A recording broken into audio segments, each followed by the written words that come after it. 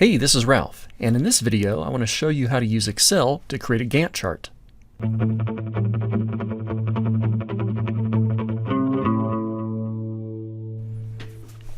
Okay, so Excel can be a really useful tool to create a Gantt chart, especially if you're not using any other kind of project management software.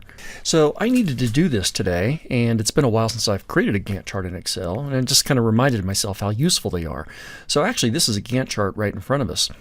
And it's used to keep track of various tasks of a project when they start their duration, so we can see which tasks overlap and which tasks will finish when a previous task is finished. So I'd like to show you how to create this. I'll take my existing chart and just move it down off the screen. We don't really need that. And I want to focus on my existing data. So I had to give a little bit of information to start my chart. I created some cells which listed my job titles or my task titles.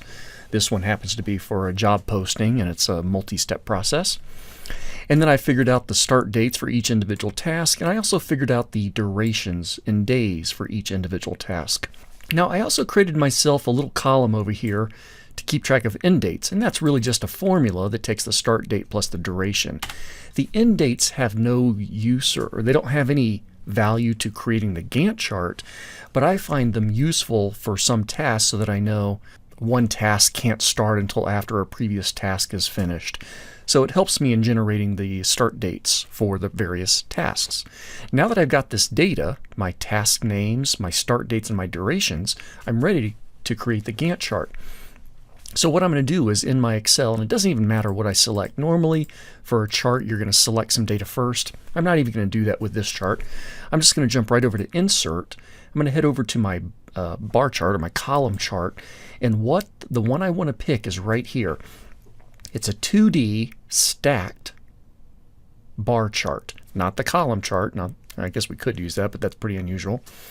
I want to do the horizontal stacked bar chart. So I'm going to click that, and of course since I didn't have any data selected, my chart is empty. And what I'm going to do is on my design ribbon for my chart tools, I'm going to go right into select data. Now I'll start off just by choosing a data range, and I'm just going to go ahead and select my main columns, and that's kind of going to get me there, but I have to make some fixes. Notice I selected in my example A1 through C8, including my column rows or column headers. Well, I need to fix that. So definitely I want the durations in there, and it looks like it's done that for me. So if I look over at my entries, my axis entries, I've got the duration, that's good, but I also need to get the start date. So I'm going to add a new one. My series name is going to be my start date, and for the series value I'll just delete what they give me, and I'll select the range of cells that contain my various start dates, and I'll click OK. My chart's looking pretty messy, but if I take my start date and move it upward, notice I've got my start dates before my durations, and this is how my chart is looking right now. And this is actually a really good step forward in making the Gantt chart. While I'm here, I'm also going to go ahead and fix my axis labels. I'm going to edit what they gave me, and my axis label range are going to be the range of cells that contain my task titles. You notice how those just got populated in there? I'm going to click OK, and I'm really done with this phase of the plan. Now I can click OK, and it's just a matter of styling. Let me go ahead and stretch this out so it's nice and big so it's easier to see. And I just have to go through and change various aspects. For instance, I'll go ahead and right click on my task names, my axis labels, format them, and using the task pane over on the right, I'm going to put my categories in reverse order. That gets my first task first and my last task last. Now I'm going to hide these what are orange bars for me. These are the actual start dates. I really just want to see the durations. I don't want to get rid of the start dates though. Those are important. I'm going to right click on any one of these first bars, and I'll format the data series. And then on my format panel over on the right, format pane, I'll go to the fill bucket. I'm going to choose no fill and no line.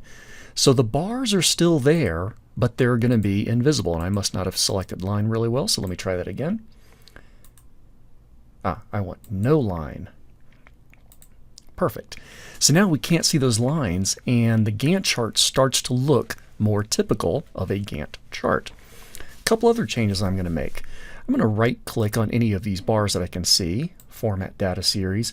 I'm going to reduce their gap width a bit, make them a little bit chunkier. That looks good.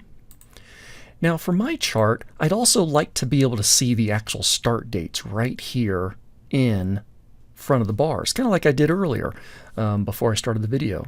I want the start dates to show up right there so it's clear to other people when this activity starts. Now for that, I'm going to right click on one of my invisible bars and I'm going to add a data label. So I just put a data label right in there. I can right click on any one of those and I can format the data labels. And using the task pane over on the right, I can go to the number format and I'll put these down as dates, and I'll simply choose I'll choose a 2-date format. Now what I did for mine is I modified the format code so that I had 3 M's, which will give me a 3-letter date and a space. Add that. So now it's displayed that way. And I'm also going to change the label position so that it's over at the end of the invisible bar, which puts it right in front of the visible bar. I kind of like doing it that way.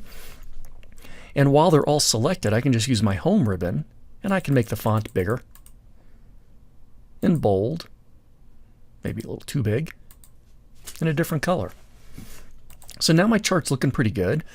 Now I've got a lot of blank space that I don't need early and at the end, so I'm going to right click on my date ranges up at the top. I'm going to format those axis labels. And now I'm going to mess around over on the right on the Format Axis task pane, and I'm going to adjust the minimum and maximum. Now these numbers look weird, but these are simply numeric values representing dates. I'm going to go ahead and start mine at November 2018. And then I'm going to end this. Actually, the ending is pretty good, but I'll change it to 5/5/2019. And that reduces the amount of space. And then it's just a matter of adjusting a few things here and there. I can increase font sizes wherever I want.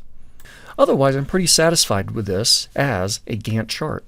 I can clearly see the tasks related to this particular project. I can see when each task starts. I have a visual indicator of the duration of each task, and I can see at a glance which tasks will take place simultaneously. So those are the steps that you can use to create a Gantt chart in Excel. Take care.